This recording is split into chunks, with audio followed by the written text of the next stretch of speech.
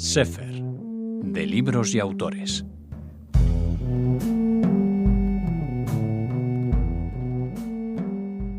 Tenemos la suerte de recibir en Radio Sefarad a Pablo Francescuti. Bienvenido, Pablo. Buenas tardes, muchas gracias por recibirme una vez más. Es un placer, Pablo. Seguro que algunos de nuestros oyentes recuerdan su voz y muchos habrán leído sus trabajos. Es sociólogo, profesor universitario, ensayista y el autor de este libro, Teorías de la conspiración, historia y sociedad a través del prisma del complot. Casi, estando en Radio Sefarad, casi la primera pregunta es obligada, Pablo. ¿Los protocolos de los sabios de Sion fue la primera teoría conspirativa de la historia, la madre de todos los complots y teorías conspiratorias, o no? Sí o no. Sí y no. Claro, en realidad, para que nos quede claro de qué hablamos cuando decimos teorías conspirativas, la práctica de echarle la culpa a alguien, un grupo, de los problemas que tiene una sociedad o una tribu es tan vieja como la humanidad, ¿no? Los encontramos en las sociedades tribales, siempre se busca un chivo expiatorio.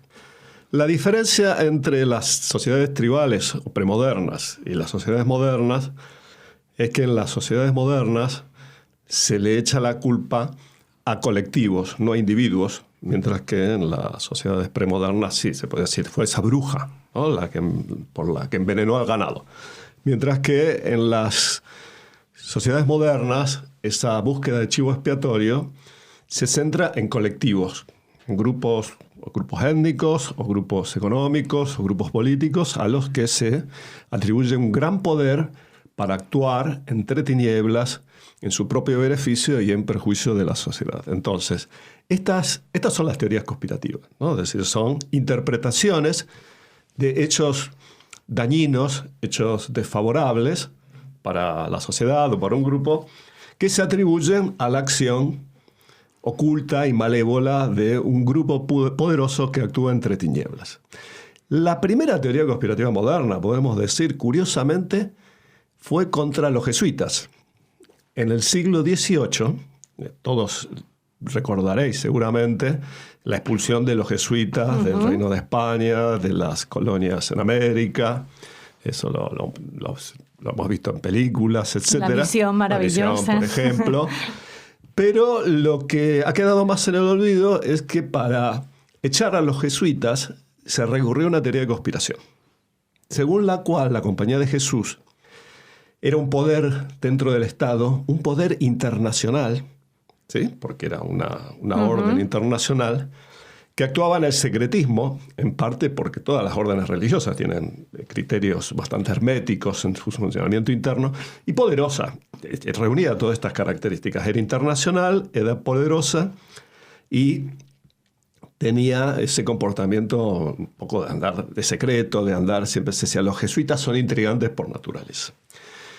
Entonces a ellos se le echó la culpa de todo. En España fue del motín de Esquilache, que era una revuelta popular por hambre. Se le acusó a los jesuitas de estar instigándola. Eso suena familiar hoy, que estamos con la levantamiento popular en Irán, que los ayatolás, como de costumbre, están echando de toda la culpa a agentes extranjeros que están sembrando el caos en vez de asumir que simplemente su población está harta de ello, ¿no? Bien, eso fue en el siglo XVIII. A finales de ese mismo siglo y principio del XIX surge la siguiente gran teoría conspirativa, pero esta vez, curiosamente, en un giro ideológico rotundo, ya los supuestos conspiradores no son los jesuitas, sino los masones. Surge la teoría de la conspiración masónica, a la que se imputa sobre todo la Revolución Francesa. La Revolución Francesa y todos los movimientos posteriores que hubo, tanto en América como en Europa, en contra del absolutismo y en contra del poder de la Iglesia, que era omnímodo. Hacían entre el Estado absolutista y la Iglesia católica, pues tenían un enorme poder que era considerado opresivo por los masones, entre tantos, pero a los masones se le echó la culpa de todo, ¿no? Podemos decir desde la reacción. La idea, la noción de la conspiración masónica fue un caballo de batalla, podemos decir, de todas las organizaciones y de todo el pensamiento reaccionario del siglo XIX. Es curioso notar cómo se movió el péndulo, sí, ¿no? Pero pensaba, no sé, las teorías conspirativas no nacen entonces con la acusación deicida sobre el pueblo judío. Ahí vamos. Vale. Estas teorías van dejando ya, están abriendo el camino a lo que vamos a analizar ahora, que es los protocolos de los sabios de Sion.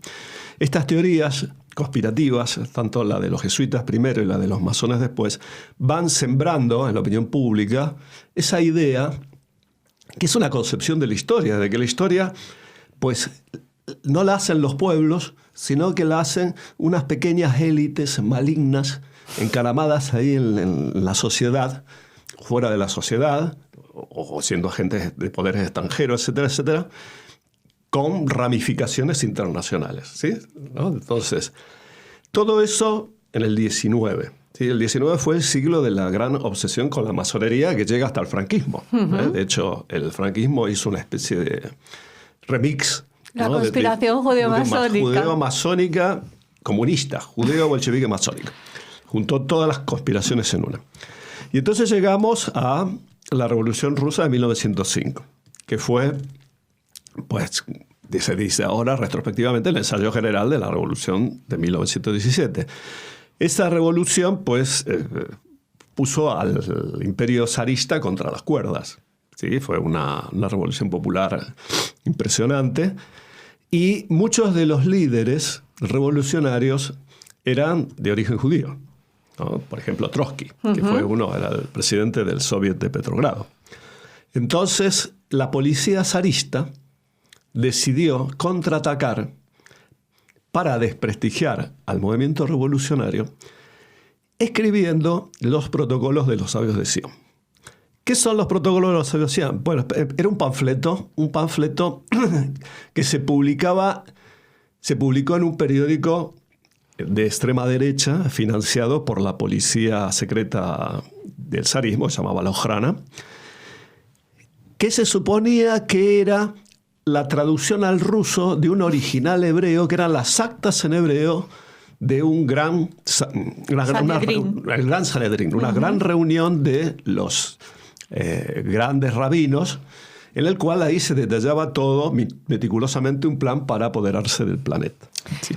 Parece, Pablo, y bueno, creo que es una de las teorías que sustentas en tu ensayo, que las teorías conspirativas aparecen cuando las sociedades o el poder pasa por un momento de crisis. En momentos de bonanza económica no se suelen dar tanto o se dan en cualquier circunstancia, en cualquier ideología y en cualquier momento.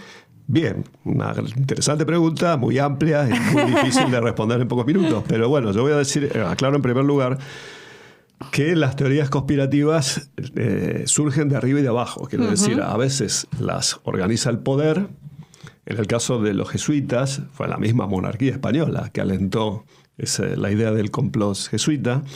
En el caso de del supuesto complot masónico, era pues la Iglesia, que había perdido prácticamente todo en Francia con la Revolución, y luego pasó a ser el Vaticano. De hecho, hay una encíclica contra la masonería, inspirada en la teoría. Y evidentemente acá tenemos la teoría del complot judío, está organizada por una policía secreta, es decir, por el Estado. Pero, respondiendo a tu pregunta, he de decir que en estos 300 años que han pasado desde que surgen las primeras teorías conspirativas, hemos visto que pueden salir de todos lados. Pueden salir de sectores oprimidos, pueden salir de partidos políticos que están aspirando a llegar al poder, como el caso del nazismo, pueden llegar de poder. Respecto a lo que me preguntabas, si ocurren en todo momento, solo en época de crisis, pues mira, yo documentándome para escribir este libro, encontré pues teorías conspirativas a punta pala, es decir, en todas las épocas. La diferencia está en que los periodos de crisis adquieren gran protagonismo, mientras que en periodos normales pues se mueven reducidas en determinados círculos de frikis, podríamos decir ahora. Claro, ¿no? Pablo, pero Estas teorías de la conspiración que en tu libro dices que, claro, no son simples excentricidades de 4 frikis, ¿no? No son teorías aisladas de algunos locos, sino que tú afirmas que son relatos poderosos que atraviesan la historia y modelan nuestras sociedades. Ese es el peligro, ¿no?, esencial de estas teorías. Bueno, uno de ellos. Uno de ellos, aunque no siempre son negativas, mejor dicho, no siempre las teorías conspirativas han cumplido un rol reaccionario, por así decirlo. Me olvidé mencionar una teoría muy importante que fue la del complot aristocrático, que circuló como un bulo en el campo de Francia, en la campiña francesa, a comienzos de la primavera de 1789. Circuló el rumor de que los aristócratas habían contratado grupos de bandidos para que recorrieran los campos quemándolos con el objetivo de arruinar la cosecha y que se produciera un encarecimiento de los precios para que los aristócratas, que eran los especuladores, se enriquecieran, ¿sí? Bueno, eso fue un bulo sin pie ni cabeza. No existían esos bandidos quemando campos de trigo ni nada por el estilo. Pero era una época de había habido una mala cosecha en los años anteriores, los campesinos estaban realmente con el agua al cuello, se la creyeron. ¿Y cómo reaccionaron? Salieron a quemar los palacios de los señores feudales y a quemar los títulos de propiedad por los cuales ellos eran siervos de esos señores feudales. Eso fue una revolución agrícola importantísima, que fue la que inició la Revolución Francesa. Entonces ahí tenemos un ejemplo de una teoría conspirativa que surge desde abajo, desde el campesinado, que busca echarle la culpa. Bueno, en fin, sí, los aristócratas eran responsables en parte de su mala situación, pero no estaban planeando ni quemar ningunos cultivos, como decía este bulo. Pero fue suficiente para que se desarrollara una movilización que hizo la reforma agraria y obligó a la Asamblea Francesa a decretar el final del feudalismo, con lo cual no es poco mérito para una teoría conspirativa haber ayudado a acabar con el feudalismo. Claro, que siempre pensamos en una teoría conspirativa como, no sé, como algo perverso, ¿no? O malo para las sociedades. ¿Ahora te parece en nuestros días que hay o cuál sería la teoría conspirativa más peligrosa? Bueno, sí, es verdad que las teorías conspirativas tienen mala prensa, ¿no? De hecho, hay una lucha muy grande en la opinión pública en este momento entre los que defienden las teorías conspirativas y los que podríamos llamar los refutadores, que intentan desmontarla a través del fact-checking y de otros recursos por el estilo.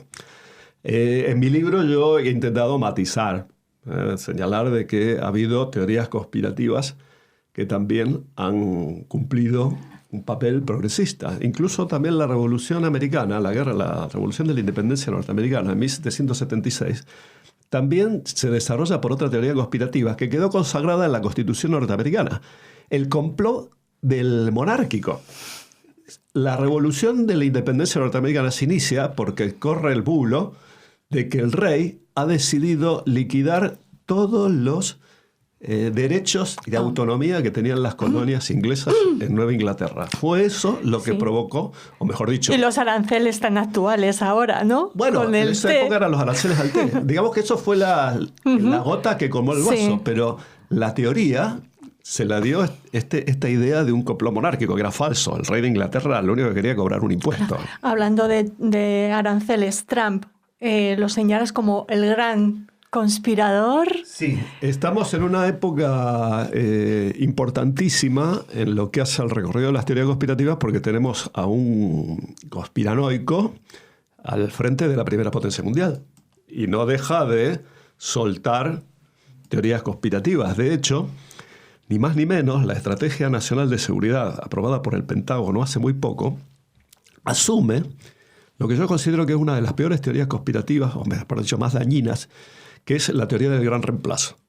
La teoría del gran reemplazo sostiene que los pueblos blancos, podemos decir caucásicos, europeos, y también obviamente los blancos norteamericanos, están siendo acorralados por una invasión de razas inferiores, entre comillas, pero así las consideran, que van a sustituir a los pueblos blancos por orden de unas minorías malévolas que quieren de esa manera dividir a la población para poder sojuzgarla mejor.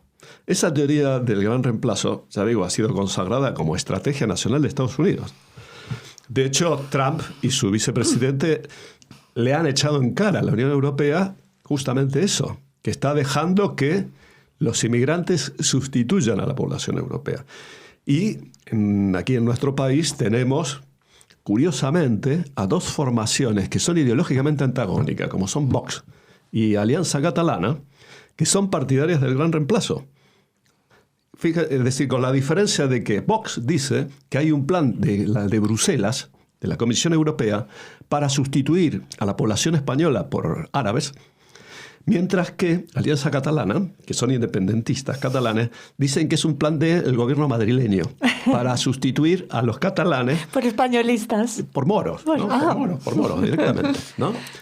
Es decir, está claro que... Bueno, cuando se hablaba precisamente de que Cataluña había favorecido la inmigración árabe, digamos, para luchar contra el castellano, para perseguir que el catalán fuera la primera lengua en esos territorios, ¿no? Las teorías son muchas, Pablo. Muchas. Vamos a, por ejemplo, desde el punto de vista judío, ¿vamos a tener que luchar eternamente contra las teorías conspirativas o cuáles son los instrumentos para luchar contra las que no son, las bastardas, las que no supondrían un avance para las sociedades? En el caso de las teorías antisemitas, que es lo que me estás preguntando, a mí me sorprendió, sobre todo cuando hice esta investigación, la enorme vitalidad que tienen las teorías conspirativas antisemitas. Yo pensaba que era una cosa que había acabado con la Segunda Guerra Mundial, cuando se conoce el Holocausto, etcétera, etcétera. Pero hemos visto que no. Hemos visto que incluso, que duele decirlo, la Unión Soviética, que se suponía que el programa de los bolcheviques era acabar con el antisemitismo, vemos que el propio Stalin, en sus últimos años, en su delirio paranoico, se inventó el complot de los médicos judíos. ¿Sí? Se lo metió en la cabeza que los médicos que atendían a los jerarcas del Kremlin, que eran mayoría judíos, pues eran agentes sionistas que querían liquidar a la cúpula, ¿no?, de la Unión Soviética. ¿Por qué ocurrió esto? Bueno, hay una explicación de interpretación que a mí me parece bien, lógica.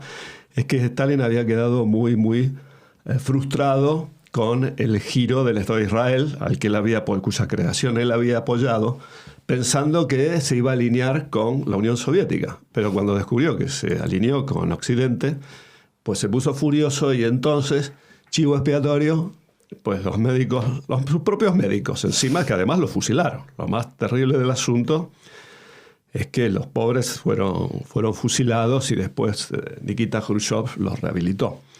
Pero no acabó ahí. En el año 68-69, en la Polonia socialista, hay una ola de antisemitismo. Lo que hay primero es una protesta popular muy importante, obrera sobre todo, y estudiantil.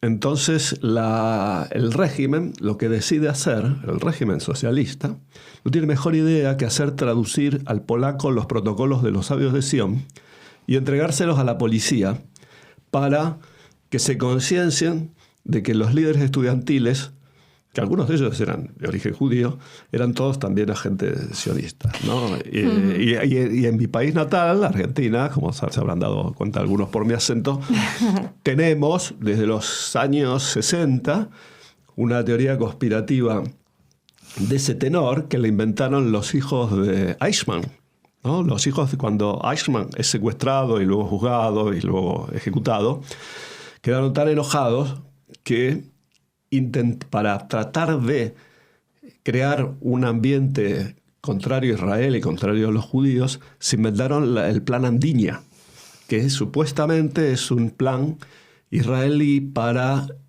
ocupar la Patagonia con colonias israelíes, desplazar a la población, etcétera, etcétera, ¿no? Entonces, y ese plan Andinia reaparece. Yo lo veo decir de esto viene de los 60, pero cada tanto, ¿no? Incluso un general de la época del gobierno de los Kirchner también dijo que había que andar con cuidado, porque la Patagonia estaba codiciada por extranjeros, ¿no? Es decir, con lo cual, como yo le decía a un amigo común nuestro, realmente y un poco también a lo que te apuntabas, los protocolos de los sabios de Sion no son la primera teoría conspirativa, pero podríamos decir que es la madre de todas las teorías conspirativas del siglo XX, desgraciadamente, y del siglo XXI. E incluso algunas que no son antisemitas, porque lo que han hecho, como después del Holocausto estaba muy mal visto ser antisemita, entonces lo que hicieron fue cambiar a la banca judía mundial, que era, ¿no?, el gran malo, ¿no?, del antisemitismo, por los cónclaves de los plutócratas. Davos, ¿no? ¿Cómo se llama? Sí. Todas estas reuniones ahí, el Club Bilderberg. Soros, ¿no? El Club Bilderberg. Prácticamente, es decir, reproducen el esquema de los sabios de Sion, con la diferencia que esta vez, en vez de poner al judaísmo, lo que ponen es a la plutocracia. Bueno, podríamos, como diría, no voy a ser original, podríamos seguir horas hablando de este libro, pero afortunadamente todas estas ideas y muchas más las ha plasmado Pablo Francescuti en este libro que edita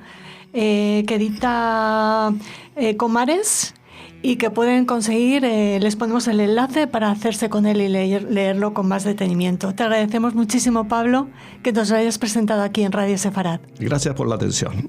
Venga, hasta otra.